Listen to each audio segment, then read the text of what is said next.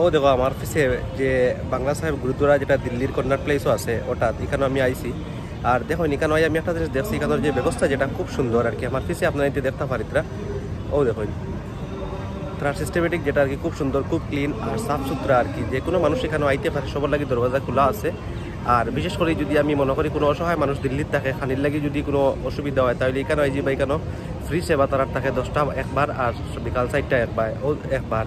ও আমার পিছে দেখো সম্পূর্ণ গুরুদ্বারা যেটা, এটা দেখা যায়। আমি আরো দেখাইমু এটা যদি আমি কই আর কি। দিল্লি রাজীব চক মেট্রো স্টেশন নামিয়ে যদি আপনি কোন বাংলা সাহেব যাইতে, তাহলে অটো ডাইরেক্টলি আপনার নিয়ে পৌঁছাই দিব। আর ওই যে রাস্তা যেটা আমি দেখাই, আর এটা হইলো গিয়া আপনার এন্ট্রি। ওই দিক দিয়ে আর কি মানুষ এখানে ভিতরে এন্ট্রি করেন।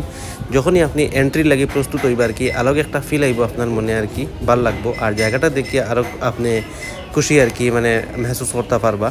আর যদি আমি ভিতরে গিয়ে আরো কিছু জিনিস আপনারা দেখাই, দেখুন ও যে আমি পয়েন্ট যেটা দেখাই আর এখান থেকে একদম সিধা স্ট্রেট দেখতে পারি। তারা এখানের ভিতরে আর কি যে তারা বিশেষ করে কিছু ফোড়া পার্ট হয় এখানের ভিতরে ভিডিওগ্রাফি যেটা এটা অ্যালাউড না। আপনি এখানে বইতে পারেন, শুনতে পারেন, ঠিক আছে।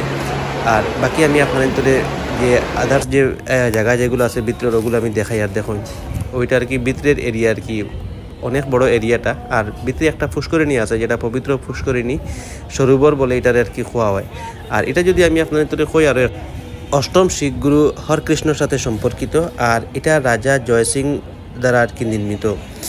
আর এছাড়া এটা আর কি যে 1783 ইংরেজিতে আর কি শিখ সেনাপতি সর্দার বাঘেল সিং এই যে আর কি যেটা দেখা যায় এটার আর কি মন্দির হিসাবে আর কি পুনর্নির্মাণ করেন। আর ওই সময় আর কি দিল্লিতে আরও 9টা শিখ মন্দির আবার পুনর্নির্মাণ করা হয়।